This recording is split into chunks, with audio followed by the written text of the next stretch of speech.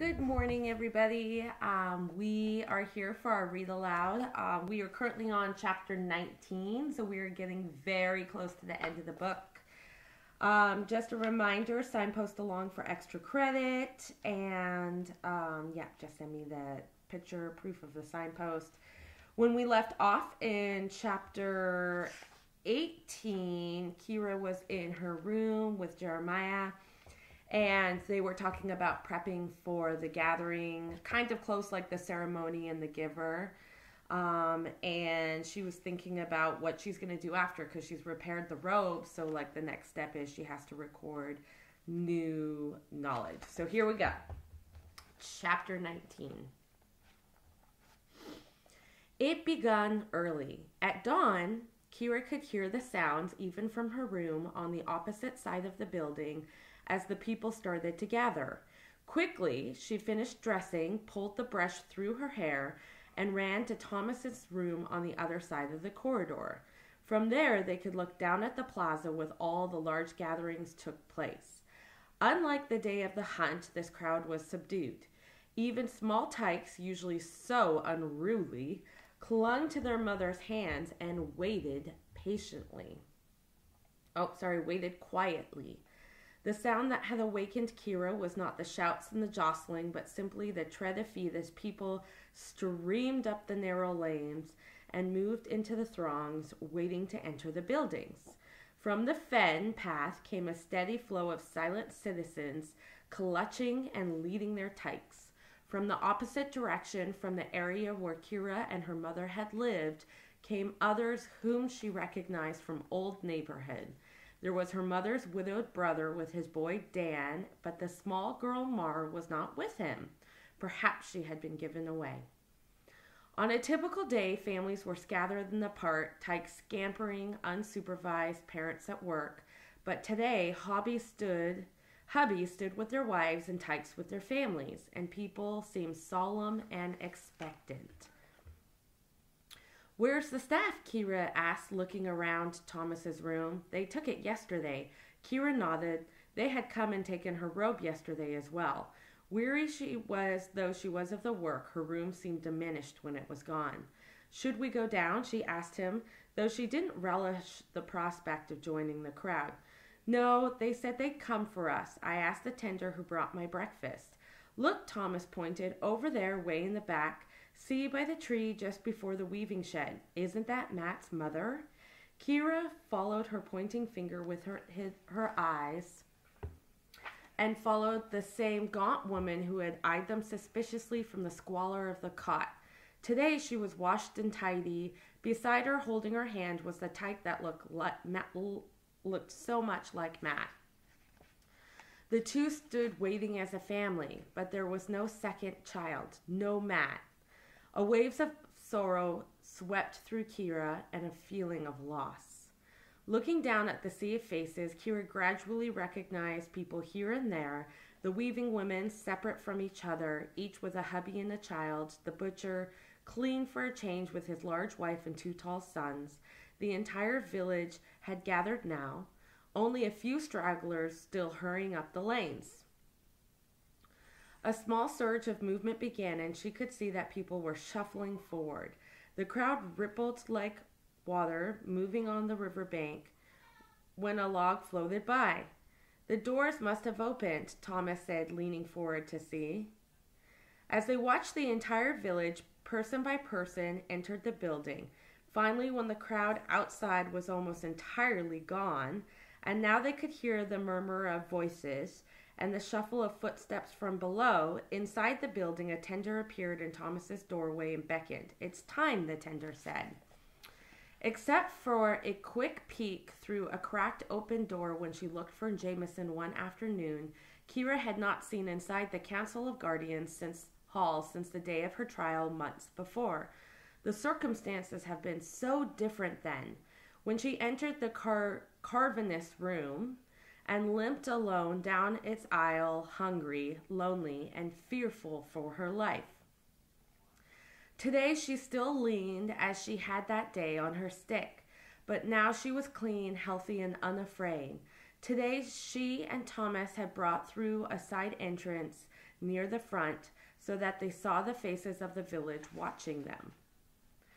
The tender pointed, directing them to a row of 3 wooden chairs on the left, just below the stage, following the audience. Kira could see that there was another, longer row of chairs on the opposite side, and she recognized the Council of Guardian members who were already seated there. Jameson was among them. Quickly, reminding herself of the custom, she bowed her head towards the worship object on the stage. Then she followed Thomas, and together they took their places in 2 of the chairs. A murmur passed through the audience, and Kira felt her face flush in embarrassment. She did not like being singled out. She didn't want to sit here in the front. She remembered the derisive voice of one of the weavers only a few days before. She don't need us no more, the woman had called. It's true. I need all of you. It's not true. I need all of you. We need each other. Gazing at the crowded audience, Kira remembered the many past years she had come dutifully with her mother to the gatherings. Always they sat in the back where she couldn't see or hear, and she had endured the whole event, bored and restless, sometimes kneeling on her seat to try to peer around the spectators' shoulders and get a glimpse of the singer. Her mother, she remembered, had always been attentive and had gently restrained her when she wriggled in her seat. But the gathering and the song were long and difficult for Tykes. So we could log that moment. She's remembering the gathering. You can take the quote, Kira remembered the many years past when she came dutifully with her mother to the gathering. So this, the author is adding this memory in because it's just showing the history of coming to the gathering and her experiences before the gathering. So I feel like that's kind of the only reason why it's important. And also thinking about she used to come to the gathering with her mother and what comfort that probably provided versus now where she's in this weird role and she's all by herself. The people in the crowded audience, though respectfully, had been shifting in their seats and whispering, quieted completely when Kira and Thomas entered and took their places. Everyone waited, finally in the silence of the 4-syllable chief guardian, whom Kira had not seen since the trial and whose name she could still not recall. Was it Bartholomew, perhaps? Rose from his seat on the other side, he walked to the space in the front of the stage and began the ritual that always opened the ceremony. The gatherings begin, he announced. We worship the object, he said. Gesturing towards the stage and bowing, the entire audience bowed respectfully towards the little cross construction of wood. I present the Council of Guardians, he said, and next, and nodded to the row of men which included Jameson. As a group, they stood. From a nervous moment, Kira couldn't remember if the spectators were supposed to applaud. But a hush had fallen and the crowd was silent, though some heads seemed to nod toward the Council of Guardians in respect. For the first time, I present the Carver of the Future. He gestured towards Thomas, who looked uncertain. Stand, Kira whispered under her breath, knowing intuitively that it was the proper thing to do. Thomas stood awkwardly, shifting from one foot to another. Again, heads nodded in respect. He sat back down. She knew that he could be next, and she reached for a stick and leaned against the chair. For the first time, I present the robe threader, the designer of the future. Kira stood as straight as she could and acknowledged the nods in her direction. She sat again. For the first time, I present the singer of the future, the one who will one day wear the robe. The eyes of the villagers turned to the side door, which had opened. Kira could see 2 tenders push Joe forward, pointing to the unaccompanied chair. The tyke, dressed in a new but simple, unadored gown, looked confused and uncertain, but eyes found Kira's, and Kira beckoned to her, smiling. Joe grinned and hurried towards the chair. Don't sit yet, Kira whispered. Stand and look at the people. Be proud. With a shy grin, with one foot nervously rubbing the ankle of the other foot, the singer of the future stood and faced the crowd. She smiled, hesitant at first, quickly became both self-confident and infectious. Kira could see the people smile back. Now you can sit, Kira whispered. Wait, Joe whispered back. She raised one hand and waggled her fingers at the audience. A ripple of laughter ran through the large crowd. Then Joe turned and hoisted her small self, knees first, onto the chair. I will be giving a little wavy, she confided to Kira. Finally, she presented to the singer, who wears the robe, the chief guardian announced, and the people quieted. The singer, wearing the magnificent robe, holding the carved staff in his right hand, had entered to the other side. The crowd gasped collectively. Of course they saw him in the robe each year, but this year had been different because of the work that Kira had done on the ancient embroidery. As the singer marched towards the stage, the folds of the robe glistened in the torchlight. The colors of the threaded scenes glowed in their subtlety. Golds, lights, yellows, deepening to vibrant orange, reds from the palest pink to the darkest crimson, greens, all shades threaded in their intricate patterns, told of the history of the world and its ruins. As he turned to mount the few stairs to the stage, Kira could see the broad, blank expanse across the singer's back and shoulders, the blank that she had been picked to fill, the future where she had been chosen to create. What's that noise? Thomas murmured. Kira had been distracted by her awareness and appreciation of the robe and all it meant, but now she heard it too, a dull, intermittent, metallic noise and muted clank. Now it was gone. There she heard it again, a scraping clank. I don't know, she whispered back.